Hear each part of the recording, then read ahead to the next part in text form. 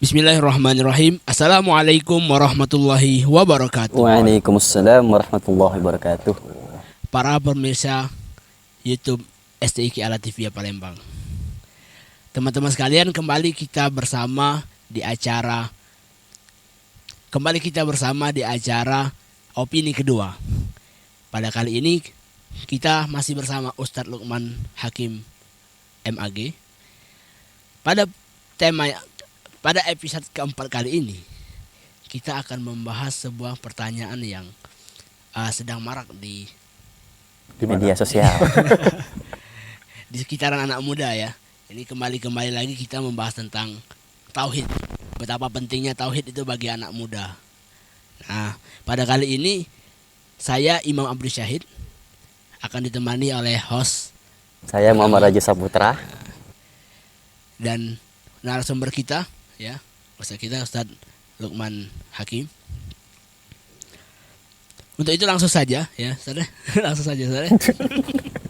Apa nih judul kita hari ini? Temanya Ya. coba. Jadi tema kita pada hari ini Ustadz, ada sebuah pertanyaan yang menanyakan mengapa Allah itu seakan memainkan perasaan manusia. Nah, jadi yang dimaksud memainkan di sini, Allah itu seakan-akan membuat manusia itu berbeda-beda. Yang mainkan perasaan bukannya raja ya?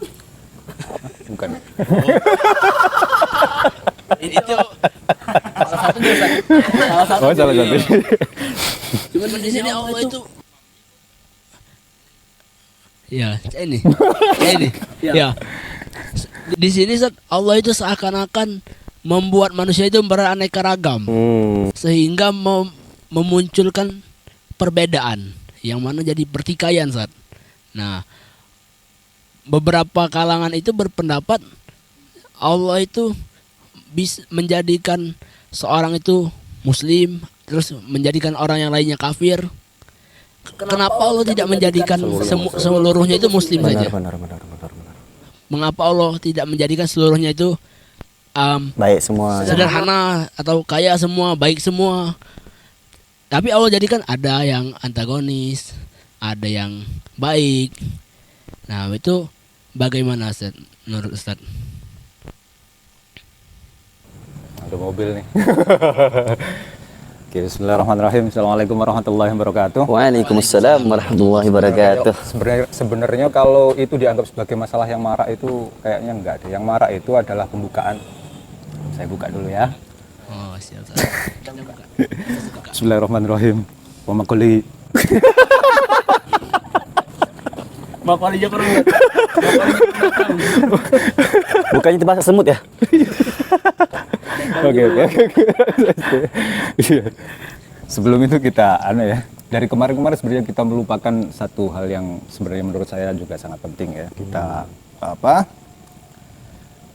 bertawasul ya. Tapi enggak usah makoli. Wa makoli inna rahmatan Baghdad, inna rahmatan Indonesia. Fil Madinah wal Makkah. Kok apal kau kamu ya?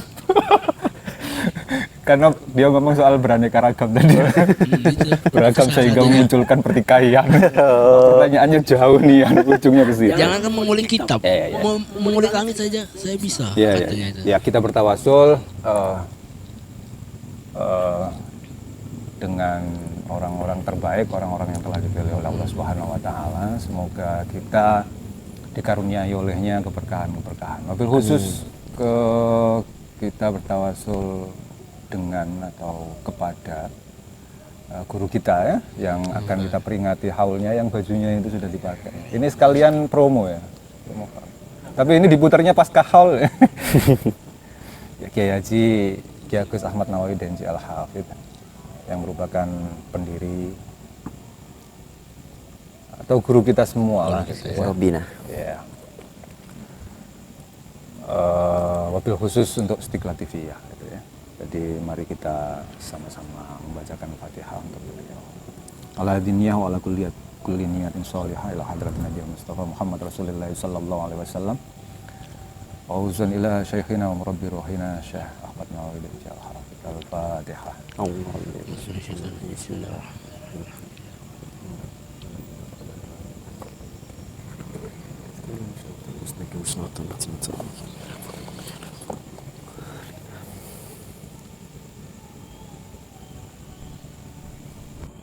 Baik. Jadi problem itu tadi ya, problem ini intinya adalah lagi-lagi persoalan keimanan seperti atau berkaitan mungkin dengan dengan wacana yang kita bahas pada edisi permulaan. Ya, masalah zodiak, Masalah zodiak. dan itu ada hubungannya dengan takdir apa segala macam gitu ya. Benar. Dalam hal bahwa Allah menciptakan makhluknya itu bentuknya A, B, C, dan D, kenapa kok tidak C, D, E, F gitu ya, sesuai dengan pemikiran manusia, itu sebenarnya kan sudah ada jawabannya juga ya dalam Al-Quran, bahwa Allah itu bisa saja menjadikan seluruh umat itu, seluruh makhluknya itu muslim misalnya, gitu kan. Itu sudah ada jawabannya sebenarnya. Sudah ada jawaban. Tapi kalau betul pertanyaan itu berhubungan dengan ada beberapa orang yang kemudian menggugat dalam tanda kutip ya, kenapa kok Allah misalnya tidak menciptakan seluruh manusia itu muslim semua saja? Kenapa kok Allah menciptakan orang kafir, lalu kemudian orang kafir itu diciptakan kafir dan pada akhirnya ujung-ujungnya juga dihukum oleh Allah gitu ya. Dihukum. Iya. Kan itu tidak fair gitu kan? Iya, Kan itu tidak fair. Yang mungkin dimaksud oleh Saudara beliau Imam. sebagai memainkan hati itu mungkin di sana Iya, ya, ketidak memainkan. tidak fair gitu ya. Atau dalam bahasa kitabnya disebut sebagai zalim. Apakah Allah, pertanyaannya, apakah Allah tidak zalim dengan melakukan itu gitu toh? Iya, Iya kan? gitu, Ustaz. Iya. Iya. Gitu Imam, bener. Ya, jadi Allah itu kan seakan zalim ke Iya, betul. orang-orang itu. Seakan-akan zalim karena gini. Allah itu nyipta ke makhluk. Makhluk itu dicipta ke beriman dan dicipta ke kafir, gitu kan. Kekafiran itu bukan pilihan mereka, gitu kan. Intinya. Iya. Kekafiran itu sudah pilihan Allah sejak dari awal. Orang itu ditakdirkan menjadi kafir, orang itu ditakdirkan menjadi beriman. Tapi ujung-ujungnya Allah juga akhirnya menghukum mereka, kan gitu. Iya kan? Pertanyaannya sebenarnya kayak gini. Itu sebenarnya bisa dibalik dengan pertanyaan yang gini.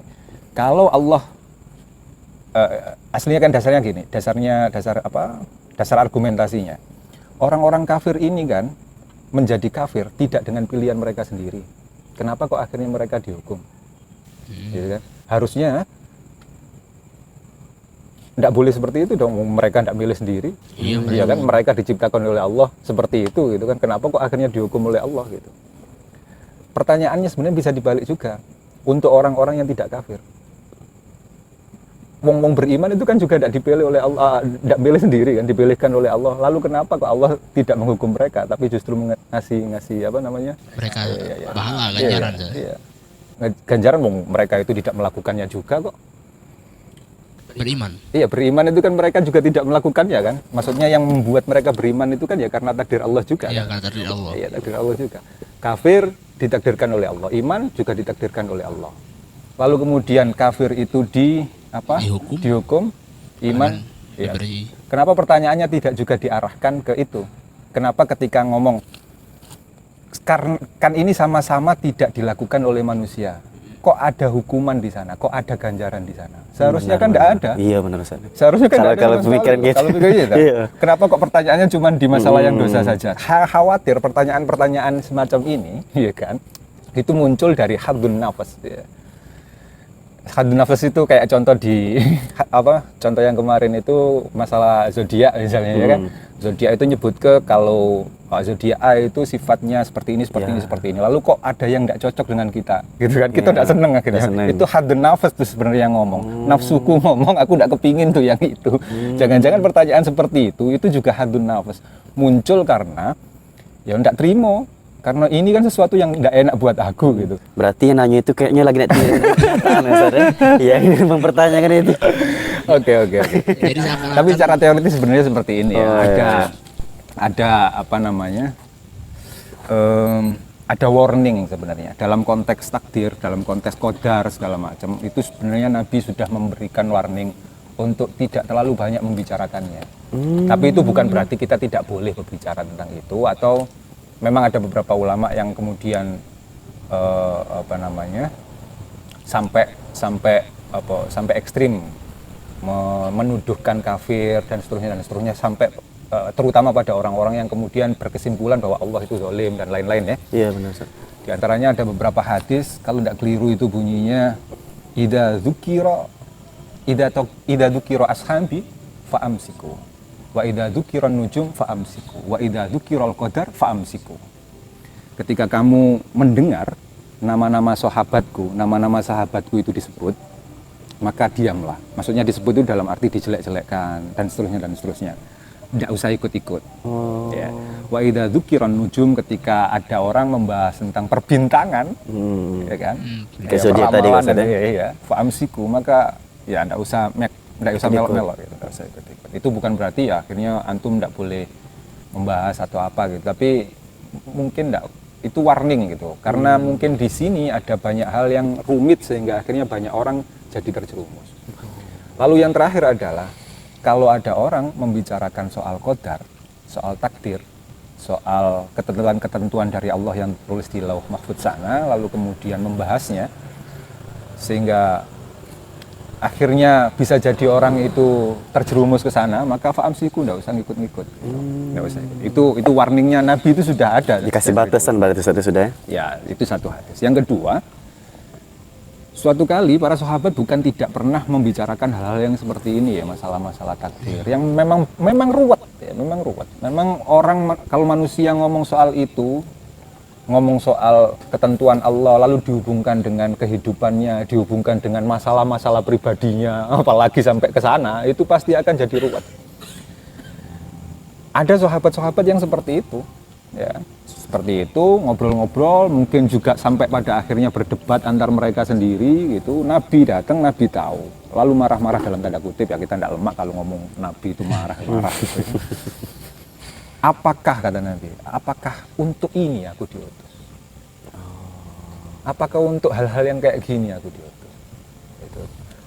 Itu artinya apa? Ya, kemarahan Nabi itu menunjukkan ada hal-hal yang sensitif memang dalam persoalan-persoalan yang berhubungan dengan takdir seperti ini gitu ya. Lalu kalau pertanyaannya adalah cuman apakah Allah itu zalim atau tidak zalim, sebenarnya juga ada jawaban sudah dalam Al-Qur'an. Ayatnya sudah tegas, antum juga sering baca, misalnya innallaha laisa bidzalamil ya kan, hafal kan, atau ya, innahu laisa bidzallamin, atau gitu-gitulah ayatnya gitu. Iya kan? Iya, Ustaz. Bahwa Allah itu tidak mungkin zalim, menzalimi hamba-hambanya. Nah, masalahnya sekarang zalim dalam pengertian Al-Qur'an atau zalim yang disebutkan Al-Qur'an itu sama atau sebanding enggak dengan zalim yang antum maksud tadi? Nah gitu. Ya. Zalim di pikiran kita. Zalim apakah kita sefrekuensi ketika mendefinisikan zalim itu dengan zalim yang ya. Kadang-kadang kita kan maksakan, ada beberapa ayat yang kita paksakan kan, misalnya contoh yang sering saya kutip atau yang sering saya jelaskan ke kawan-kawan. Dan ini sering dikutip oleh banyak orang di luar sana nih, mungkin perlu diomongkan di sini juga biar tahu saja ya. Misalnya contoh al-fitnatu asyaddu ayat, al-fitnatu asyaddu minal qatl. Itu seringkali fitnah dipahami dengan cara orang Indonesia memahami kata fitnah. Fitnah dalam konteks orang Indonesia itu tuduhan bohong. Bahasa Indonesia bahasa Arabnya buhtan lah istilahnya gitu. Antum ngomong ke kalau ini adalah tukang bohong misalnya, atau dia ini seneng main banyak ceweknya. Antum yang ngomong ya, udah anda cuma ngomong seneng main gitu Pak ya. Dia yang kalau ada masalah ngomong mah.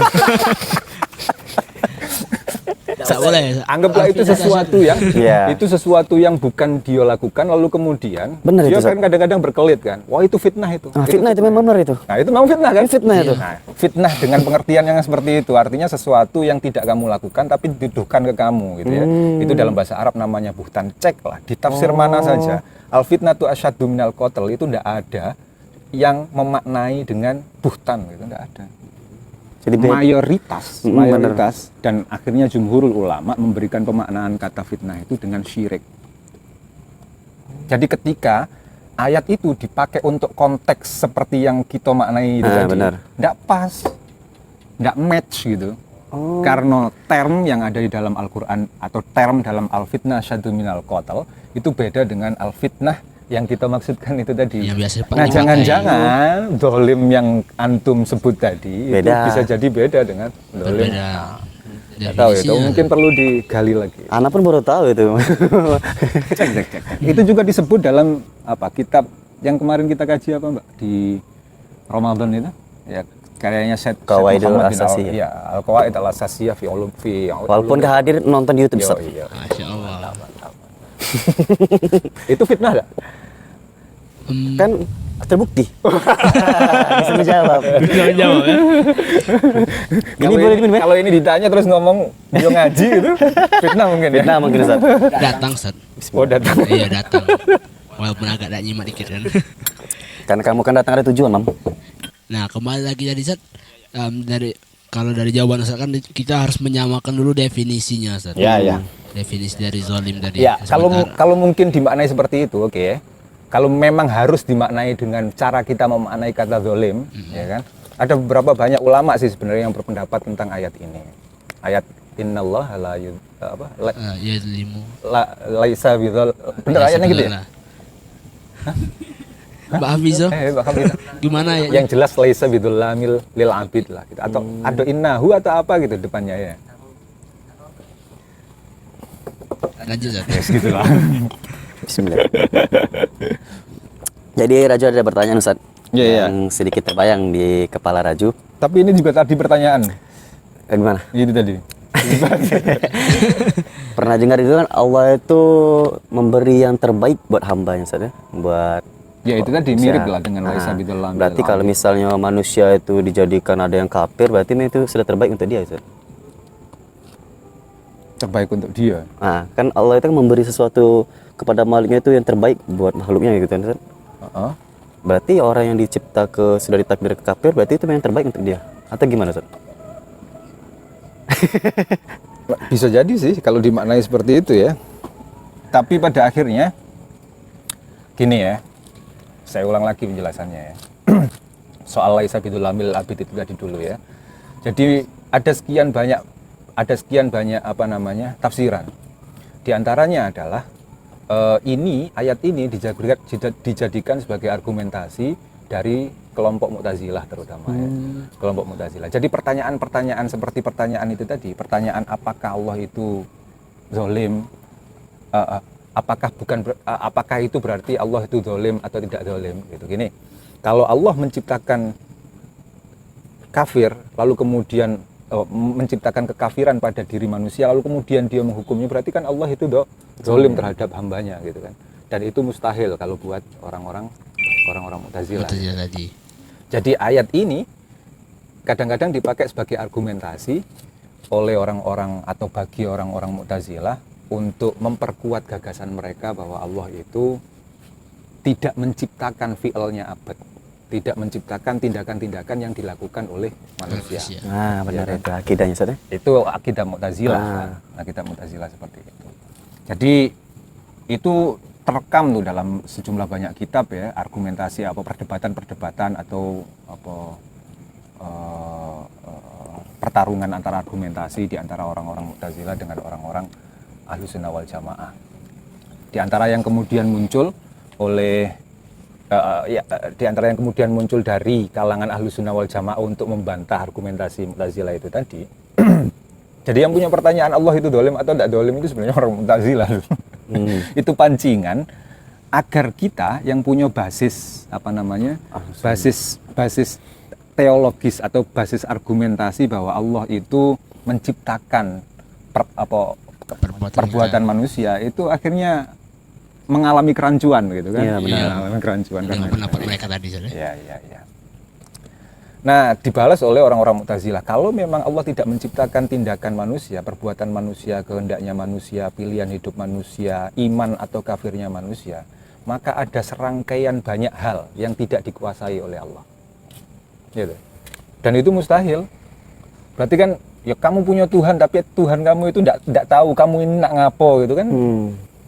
Jadi seperti itu dia. Iya, jadinya kan kayak itu. Jadi kamu punya Tuhan yang tidak punya kemampuan sama sekali gitu. Ngapain kamu nyembah Tuhan yang cak itu kan gitu. Jadi bisa kita sembunyi-sembunyi. Nah, akhirnya kan kayak gitu ya kan. Kalau ngikuti akidah Mu'tazilah, maka itu dibalas dengan cara seperti itu oleh orang-orang Ahlussunnah wal Jamaah. Jadi kita lebih memperkuat aspek qadar itu dari Allah, atau apa namanya, kemampuan itu seluruhnya dari Allah lebih daripada yang dimiliki manusia. Itulah juga alasan kenapa kok kemampuan atau daya yang dimiliki manusia itu tidak disebut qadar tapi disebut ikhtiar dalam konteks kita ya, dalam konteks Ahlussunnah wal Jamaah, dan itu sudah menjadi hal yang sangat biasa. Jadi ikhtiar. Oke, seperti itu. Dari situ lalu kemudian ini yang belum pernah di-spill nih mungkin ya. Ada salah satu tafsiran, dan ini saya baca dari Imam Ar-Razi ya, ketika menafsirkan ayat alaisa bidzalamil abid itu. Antum pernah belajar nahwu, sorof? Pernah, Ustaz. Nahwu sorof, di nahwu itu ada sighat mubalaghah namanya, tahu ya? Sighat mubalaghah itu sighat bentuk-bentuk yang menunjukkan kelebihan, lebih gitu, atau banyak gitu ya. Orang yang makan itu bahasa Arabnya akil, ya kan? Tapi orang yang banyak makan itu istilahnya ukal, ya kan? Ikut wazan fa'al atau fu'al gitu, atau akal gitu, banyak makan. Nah, ketika disebut dolam itu sighatnya sighat mubalaghah. Jadi zalim itu artinya banyak. Dolam itu banyak kezaliman, ya kan? Banyak kezaliman. Sementara kalau sikoknya itu dolim. Benar. Ketika disebut laisa bidzalamil abid, itu pertanyaannya, Allah itu tidak dolim atau Allah dolim tapi dolimnya tidak berulang-ulang? Masuk akal juga. Tadi berarti dia makai zalam itu banyak kezaliman kan? Iya.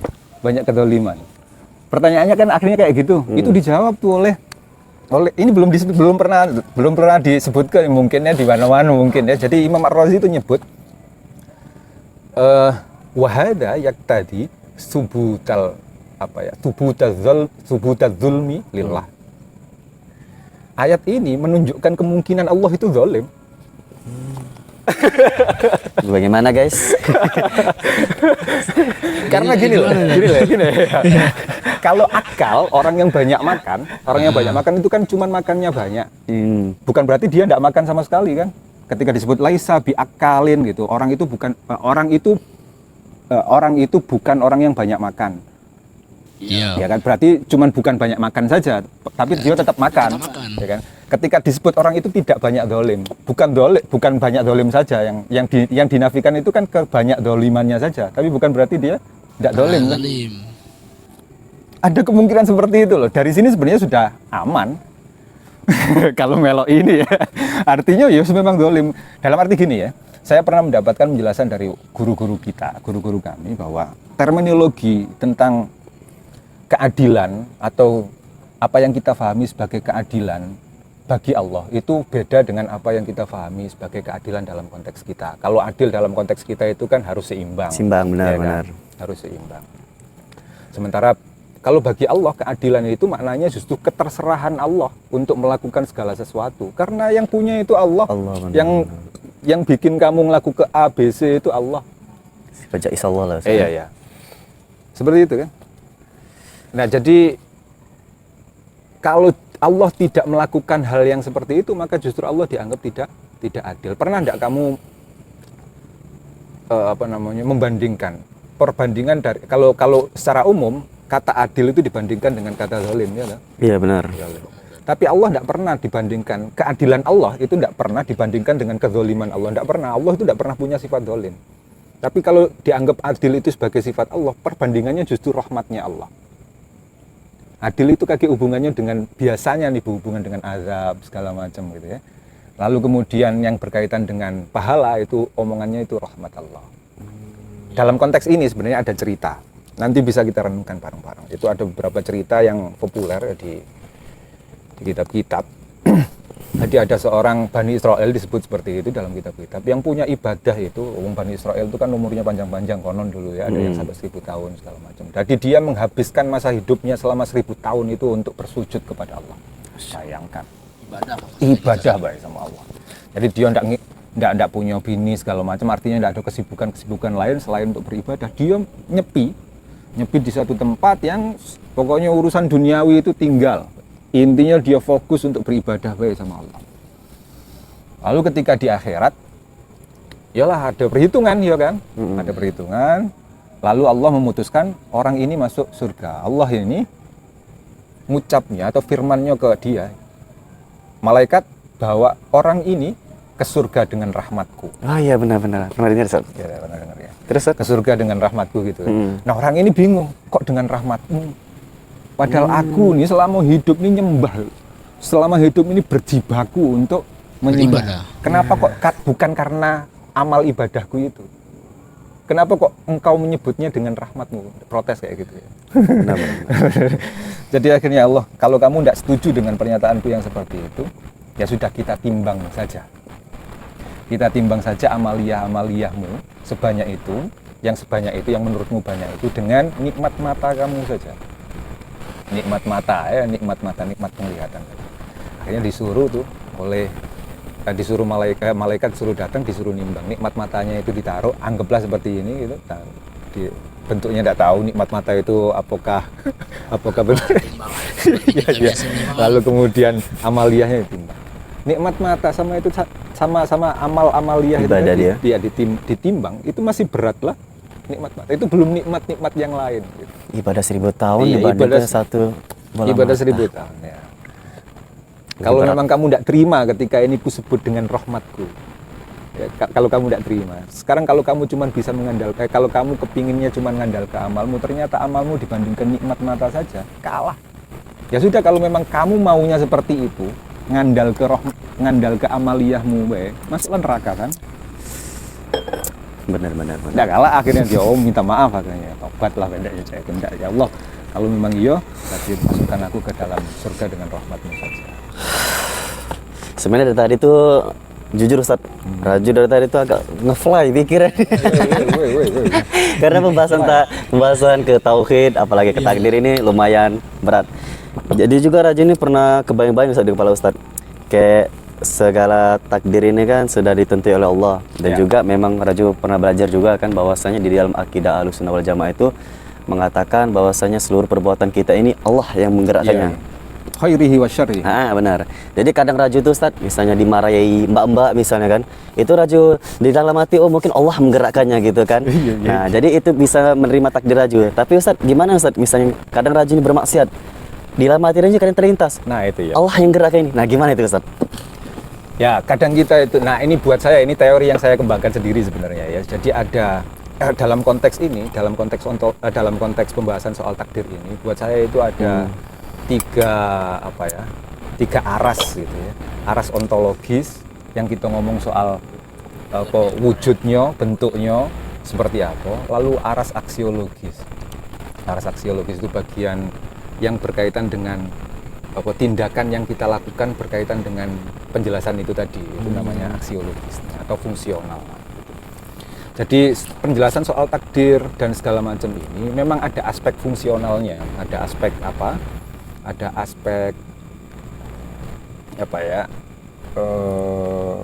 bagian ngelakukannya lah gitu ya intinya ya aspek prakteknya lah gitu. Nah, itu juga sebenarnya sudah ada dalam ayat disebut dalam Al-Qur'an kan.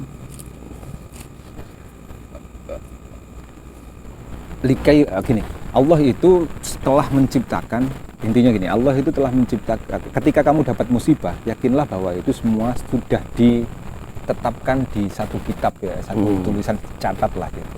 Alasannya apa? Likaila ta'sau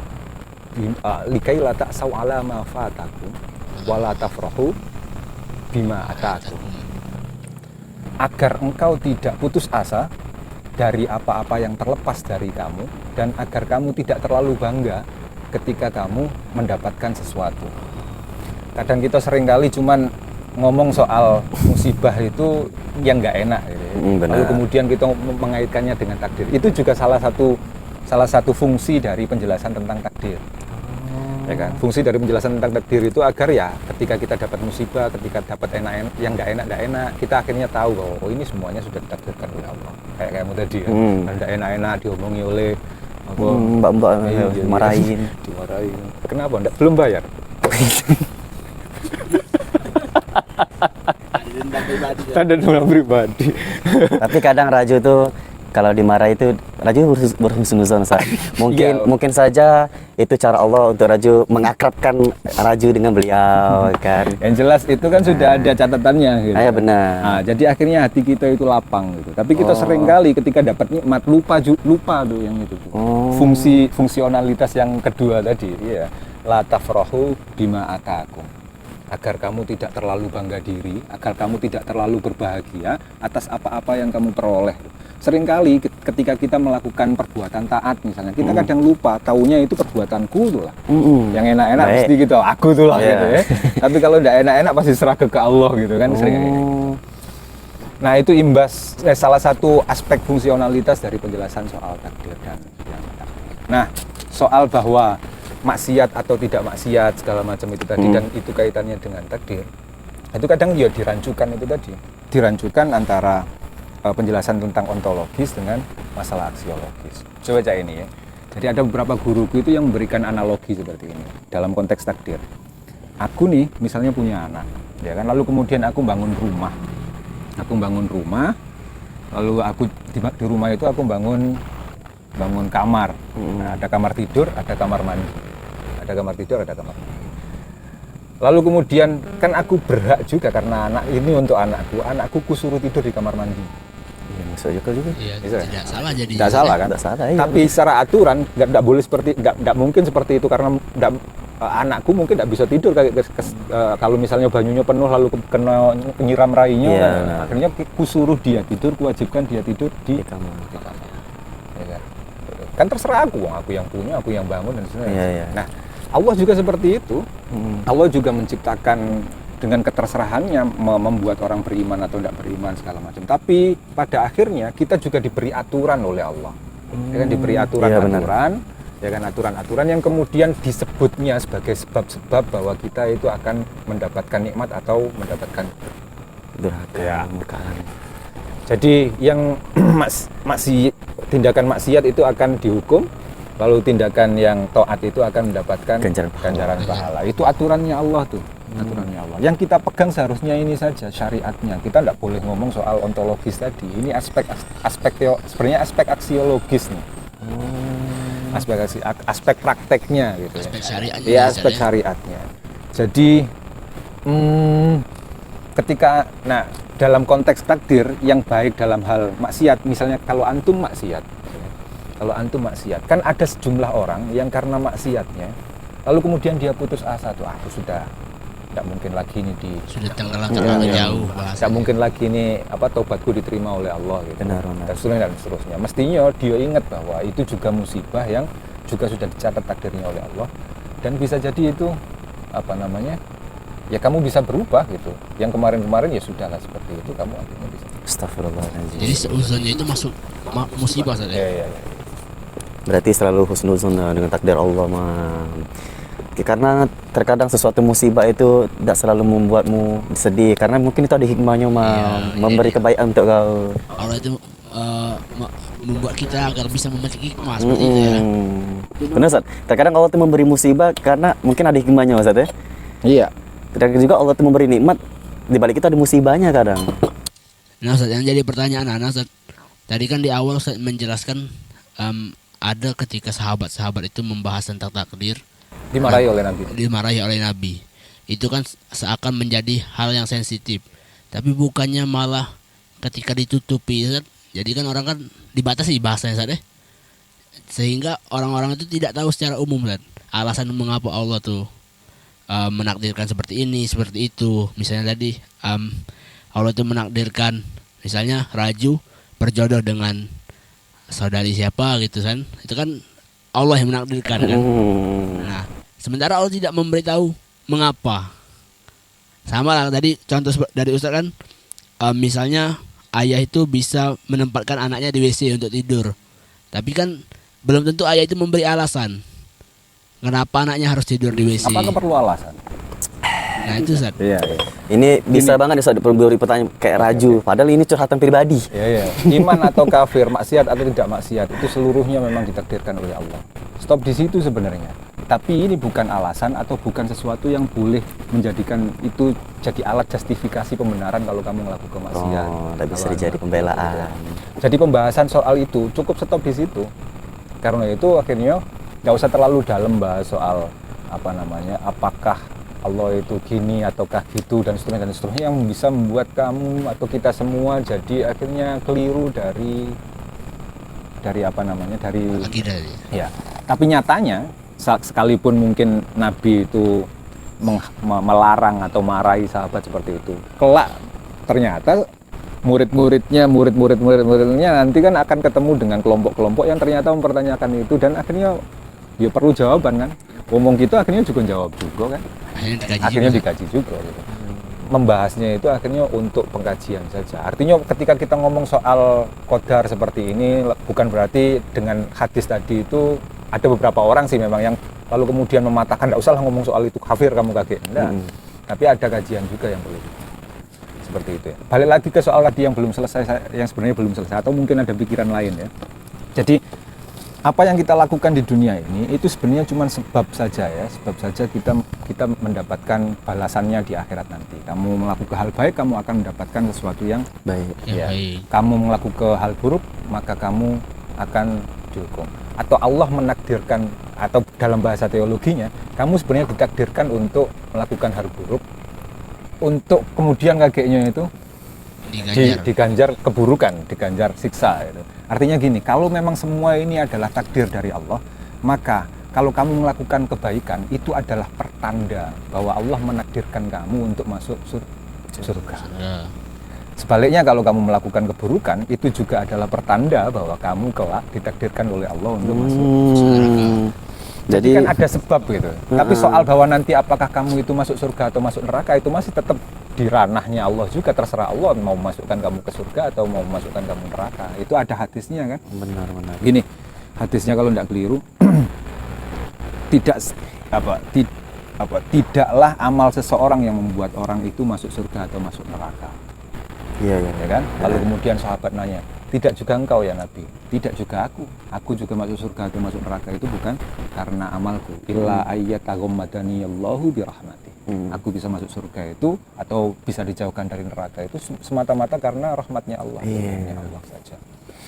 Jadi ketika antum semua, masalahnya antum sekarang ini yang bisa kita omong ke bahwa sesuatu itu takdir atau bukan itu sesuatu yang lampau kan. Sesuatu yang lampau. Sesuatu yang sudah terjadi. Oh, yang sudah ya sudahlah, itu pasti sudah takdir dari Allah. Jadi takdir. Tapi yang ke depan, habis ini saya mau ngapain? Itu kan kita tidak tahu tuh. Tidak tahu takdirnya seperti apa. Tapi memang sudah ditulis nih. Iya, Ustaz. Nah, ini sudah ditulis nih. Dulu sudah ditulis, tangan saya mau seperti ini sudah ditulis. Habis ini aku ngapa ya? Habis ini aku ngapa ya? Ke bawah. Lah kalau ini kan kamu tidak tahu. Ya kan kamu tidak tahu. Kedepannya kamu tidak tahu. Tapi itu juga sudah ditulis aslinya. Kan masalahnya kita tidak pernah tahu ke depan takdir kita itu seperti apa. Benar. Karena itu bahasanya sekarang bahasanya ulama-ulama atau yang sering disebut oleh Sayyidina Umar. Sayyidina Umar suatu kali kan mau masuk ke memasuki daerah yang kena wabah. Lalu kemudian ada beberapa sahabat yang ngomong, Sayyidina Umar akhirnya nak menjauh tuh dari daerah wabah tersebut. Ada beberapa sahabat yang ngomong, Mar, sini bae, ini sudah takdir Allah, kalau seumpama kena ya kena kayak gitu-gitu kan. Sayyidina Umar akhirnya keluar sambil ngomong, aku mau menjemput takdirnya Allah yang lain. Benar juga, masuk akal. Menjemput takdir yang Allah yang lain. Ya, kan kita itu karena kita tidak tahu Allah itu akan menakdirkan apa buat kita besok, hari ini, sedetik yang akan datang, semenit yang akan datang dan seterusnya.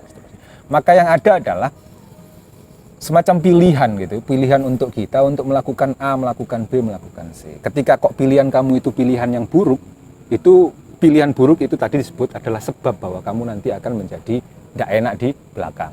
Kalau pilihan kamu baik, maka itu juga adalah sebab bahwa kamu nanti akan tidak baik gitu ya. Sebab ada beberapa ulama dan itu diantaranya adalah guru saya yang menyatakan bahwa amal-amal yang kita lakukan di dunia ini itu semacam tanda saja, pertanda bahwa kalau kamu kok baik di dunia ini maka itu tanda bahwa nanti kamu itu baik dapatnya. Tapi kok kalau kamu itu kok buruk maka itu juga tanda bahwa kamu nanti itu. Tapi masalahnya kan sekarang kayak gini, ada sekian banyak orang yang menganggap bahwa namanya ibadah itu ya cuma ke masjid, sholat dan seterusnya. pokoknya seperti soleh gitu. Tapi ternyata pas waktu nanti di akhirat ternyata dihukumi dia itu ahli neraka. Kan bisa jadi karena ternyata dia abai pada ibadah-ibadah yang lain yang seharusnya juga dia harus rawat, misalnya ibadah nyerca orang, ibadah berpikiran buruk terhadap orang, ya kan. Benar-benar. Itu kan juga sekian banyak dosa yang kadang-kadang tidak kita pertimbangkan gitu. Padahal itu juga sebab kita nanti bisa masuk neraka dan seterusnya. Itu kan berarti dia menandai amal itu salah, Sat. Tadi kan kata Ya Ustaz, karena dia tidak punya ilmu, makanya dia harus belajar ya toh.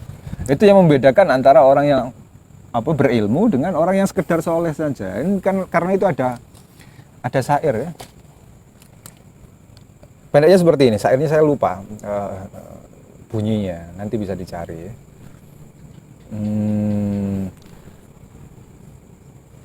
Sangat berbahaya orang yang alim yang fasik. Orang alim yang fasik, mutafasiku, alimul mutafasiku. Tapi lebih berbahaya lagi orang bodoh yang ahli ibadah. Itu lebih berbahaya lagi. Ya, Itu kan ada apa? Ya bahaya. Ya, karena gini, ini contoh ya. Ini pernah saya sebutkan. Kalau tidak keliru minggu kemarin ya saya sebutkan di pengajian. Jadi ada dua orang berdebat tentang mana yang lebih baik, orang yang alim atau orang yang bodoh. Orang yang alim yang fasik atau orang yang bodoh yang ahli ibadah. Gitu ya. Berdebat keras kenceng kayak gitu, lalu kedua-duanya sama-sama punya argumentasi, ya kan? Lalu enggak selesai itu. Yuk kita buktikan saja kalau seperti itu. Mana yang lebih baik, orang yang beribadah yang bodoh atau orang yang alim tapi fasik. Maka dicarilah orang-orang yang seperti itu. Cek. Jadi dia datang, ini disebut di dalam salah satu kitab ini, kalau tidak keliru di kitab Al-Bajuri, kalau tidak keliru, kitab fikih. Hasyiah Bajuri. Tinggi itu Al-Bajuri, belum belajar ya. Hasyiahnya Fathul Qorib apa? Iya benar. Jadi dua orang ini akhirnya melakukan pembuktian di salah satu masjid, ya, mencari pembuktian di salah satu masjid. Jadi dia nyari masjid, di dalam masjid itu ternyata ada orang yang ahli ibadah tuh, malam-malam ya, ahli ibadah, tahajud dia kan. Lalu dua orang itu berada di balik tabir, tiba-tiba ngomong, hei hambaku. Oh si alim ya, siapa si ahli ibadah ini kaget, wah suara siapa ini? Gitu. Ada suara kok tanpa rupa. Gitu. Suara tanpa rupa ini ngomong, aku Allah. Kaget dia, Allah. Gitu. Hari ini gitu, kata suara tanpa rupa ini yang sebenarnya dua orang itu tadi, hari ini kuhalalkan untukmu melakukan hal-hal yang haram dan kamu sekarang ini sudah tidak perlu lagi ibadah sama aku lagi karena amal-amalmu yang dulu sudah aku terima semua dan bisa. Wah, seneng hatinya, wah seneng, ini yang kutunggu-tunggu ini. Akhirnya dia berlari gitu kan rumah. Ujung-ujungnya tidak tahu, akhirnya dia tidak beribadah sama sekali, mungkin juga mati dalam kondisi yang su'ul khotimah, pokoknya jadinya jelek, dia hilang ibadah sama sekali. Sedangkan ini catatan ya. Nah. Terus yang kedua, ya, nyari orang yang fasik. Ternyata memang kebetulan di masjid itu kedatangan orang yang fasik. Jadi habis bawa minuman gitu, dia bawa bir minum, mungkin habis nonton organ tunggal gitu. Remik. Iya, habis nonton orkes gitu ya, habis orkes nggak ada ya orkes di sini. Nggak ada lagi di Palembang Ustaz. Bawa pedang nih orangnya. Dia ini hebatnya orang alim ya. Ya habis nonton orkes segala macam, tidurnya masih di masjid itu lah. Jadi tidurnya di masjid. Lalu dua orang itu datang lagi tuh dengan ucapan yang mirip, sama gitu. Hei hambaku gitu kan. Kaget yang itu tadi. Ya kaget tapi kagetnya agak biasa gitu. Hari ini kayak gitu kan ngomongnya kan, kuhalalkan bla bla bla bla kayak gitu tadi. Si alim yang fasik itu tadi langsung ngeluar ke pedangnya, ngurus pedangnya gitu.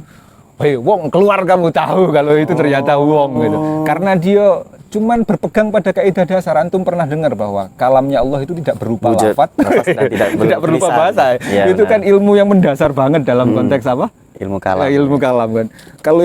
Kalau ada kok kalam yang seperti itu ya pasti itu wong dikejar. Keluar kamu, kalau tidak keluar kubunuh kamu. Benar. Dikejar ya. Memang ada dua orang yang lari tunggang langgang di sana gitu kan. Dan orang ini akhirnya selamat. Itu membuktikan bahwa alim yang fasik, ya itu lebih bagus daripada. Ini bukan berarti saya mendorong kalian untuk jadi alim yang fasik gitu, enggak. Maksudnya alim yang fasik itu berbahaya, tapi lebih berbahaya lagi kalau kamu ahli ibadah tapi tidak ngerti dengan ibadah kamu. Karena yang alim itu yang fasik tadi mungkin kemungkinan ada Iya, sama sadar. dengan itu tadi ya, sama Kemungkinan dengan akan itu. sadar Ustaz, ya. Karena itu ada pernyataan dari beberapa ulama, wa kullu man bi ghairi ilmin ya'malu a'maluhu mardudatun la tuqbalu. Setiap orang yang beramal dengan tanpa mengetahui ilmunya, maka amal-amalnya itu akan ditolak dan tidak diterima. Iya kan? Nah, itu pernyataannya Syekh Zaruk dalam Syarah. Nah Ustaz, untuk closing kita Ustaz, Sudah closing ini. Ini kurang greget ya. Sebenarnya masih ngefly nih Ustaz. iya, ini terakhir Ustaz. Jadi apakah orang yang ahli ibadat tapi bodoh tadi Ustaz, dia kan tidak diberikan ilmu oleh Allah, itu bisa menuntut Ustaz di akhirat Ustaz, kepada Allah kan, ya Allah, Engkau kan ngasih aku pengetahuan tentang ini. Kamu kan sudah dikasih waktu untuk nyari ilmu ngapa enggak? benar. Itu juga bisa dibalik seperti itu nanti. Bisa dibalik seperti itu. Waktu Tapi kan dia itu tidak kenapa tahu, enggak Ustaz. kamu manfaatkan? Terus kamu jawab, kenapa enggak kamu takdir ke baik aku nyari ilmu gitu kan? Iya Ustaz. Itu untuk closing statementnya Ustaz. Gimana Ustaz? Ya enggak bisa seperti itu akhirnya. Jadi akhirnya kan hukumnya Allah yang berlaku gitu. Kayak itu tadi nah. Syariatullah itulah yang akhirnya yang berlaku. Soal nanti kamu dimasukkan atau tidak dimasukkan surga, memang itu nanti keputusannya Allah. Tapi yang berlaku itu secara umum ya hukumnya Allah. Kalau kamu melakukan hal baik ya itu yang dihukumi sesuatu yang baik. Kalau tidak seperti itu ya tidak seperti itu. Artinya gini, ketika kamu melakukan yang tidak baik, jangan ngomong kalau itu yang lakukan adalah Allah itu. Sekalipun memang yang lakukan itu sebenarnya ya Allah itu. Jadi itu jadi closing statement ya. Ini pernyataan dari orang-orang Jawa sebenarnya. Ngomong soal takdir itu paling enak itu ya ngikuti falsafah Jawa yang bahasanya itu gini. Ngono ya ngono, nging aja ngono. Begitu ya begitu tapi ya jangan begitulah gitu. Memang agak sulit itu, agak pelik gitu ngomong soal takdir nih. Diomong kalau perbuatan dosa itu adalah semua yang ditakdir, adalah semuanya takdir Allah. Ya memang takdirnya Allah, tapi kok perlu dihukum? Ya itu karena berhubungan dengan syariat tadi, karena itu berhubungan dengan aksiologi, dan karena itu Allah, karena manusia juga diberikan kemampuan untuk memilih untuk tidak melakukan itu atau melakukan itu. Kan itu dibekali kemampuan seperti itu. Beda dengan hewan misalnya ya jalan ya kayak gitu-gitulah kayak gitu. Karena semuanya itu ya memang ditakdirkan oleh Allah. Karena kalau tidak seperti itu lucu akhirnya. Gini, yang ngomong bahwa semua yang dilakukan manusia itu adalah kelakuan manusia itu sendiri atau pilihan dari manusia itu sendiri kan orang Mu'tazilah. Jadi orang itu pasti akan diganjar karena perbuatan baiknya, diganjar atau diberi pahala baik karena perbuatan baiknya, atau dikasih hukuman karena perbuatan buruknya, kan gitu. Argumen dasar mereka. Itu jadi problematis ketika ada pertanyaan, gimana dengan orang-orang yang tidak punya perbuatan baik atau tidak punya perbuatan buruk sama sekali? Ada enggak? Ada. Bayi misalnya mati. Belum berbuat apa-apa nih. Ditaruh di mana oleh Allah? Kalau misalnya surga itu cuma untuk orang-orang yang berbuat baik dan neraka itu cuma untuk orang-orang yang berbuat buruk. Orang Mu'tazilah memang akhirnya berkelit tuh. Dia bikin satu tempat lain namanya manzilatun bainal manzilata ini gitu ya. Iya, tempat di antara itu tidak tahu tempat itu tidak ada dalam Al-Qur'an manzilatun ini ya kan. Ya kan tidak ada. Maksudnya tidak ada pilihannya itu nanti ya cuman kalau tidak surga ya neraka. Tapi insya Allah kalau orang-orang yang beriman insya Allah ya masuk surga semua. Insya Allah. Karena kita sudah megang kuncinya. Pasti itu. Kita sudah megang kuncinya. Ini closing lagi ya. Closing tadi kalau tidak selesai closing. Kuncinya apa? Kan Nabi pernah nyebut ya. Miftahul Jannah. Miftahul Jannah. Tahta itu.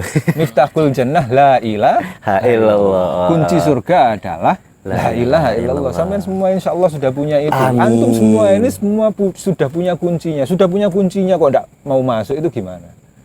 Atau tidak bisa masuk? Tinggal masuk. Kamarnya itu sudah ada dan ada kuncinya. Tinggal masuk. Cuman sebelum masuk itu kadang-kadang ya harus bersih-bersih dulu gitu kan. Ya tergantung nanti apa namanya dicuci di mana itu mah mungkin dosa cucinya kamu berapa ya dicuci dulu. Akan banyak sekian logika ya. Kalau logikanya Mu'tazilah itu kan surga itu ya cuman berhubungan dengan apa? Berhubungan dengan amal gitu ya.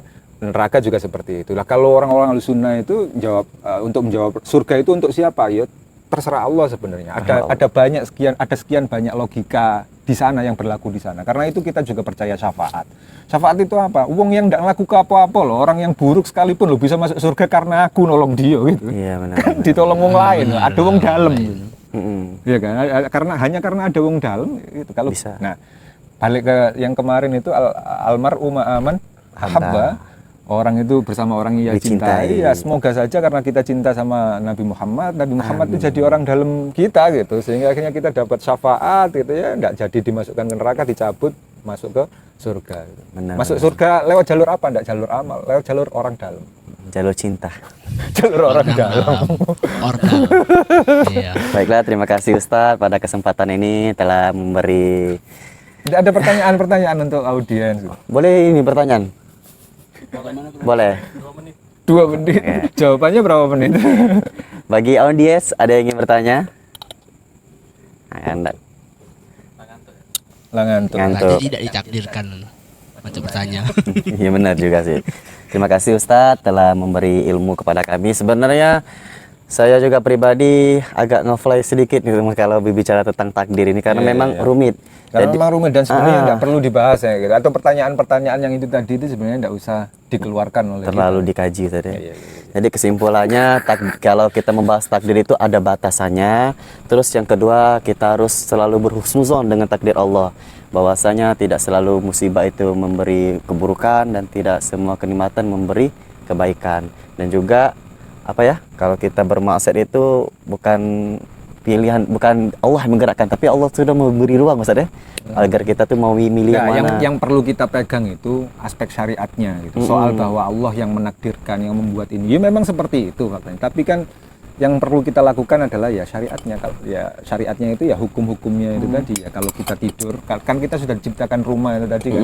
Mau tidur ya jangan di kamar mandi gitu. Benar-benar. Tidurnya itu di kamar tidur kan gitu. Nah, itu jadi kalau kamu mau mau kepinginan kamu nih, kamu kepingin dapat surga, ya kamu harus melakukan hal baik.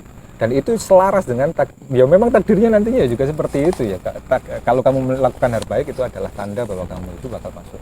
Dan pada intinya di dunia ini kita itu mengharapkan rahmatnya Allah Ustaz ya. Nah, karena juga kita masuk surganya Allah itu bukan karena amal ibadah kita kan, tapi iya. karena rahmatnya Allah.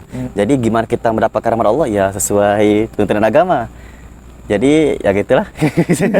Ribet kan? Ribet banget. Intinya Allah sudah membuatkan bahasa anak komputer tuh codingnya. Nah, Rumusnya sudah ada. Nah, itu mungkin kesimpulan dari pertemuan kita pada hari ini ya, kawan-kawan sekalian, penonton sekalian. Jadi memang takdir itu ya seperti yang dijelaskan Ustadz dan disimpulkan oleh saudara Raju ya. Oke, kami selaku host, Nggak ada pertanyaan berarti ya? nggak ada. Sudah takdirnya Ustaz. hostnya memilih takdir untuk tidak ada pertanyaan Ustadz. Kira-kira cak itu benar kan? Iya. Iya. Dia Saya- tetap ke dewa. Saya Imam Abdul Syahid selaku host satu dan Saya Muhammad Raju Saputra. ya bersama narasumber kita Ustadz Lukman Hakim. Izin pamit undur diri. Bila taufiq wal hidayah. Wassalamualaikum warahmatullahi wabarakatuh.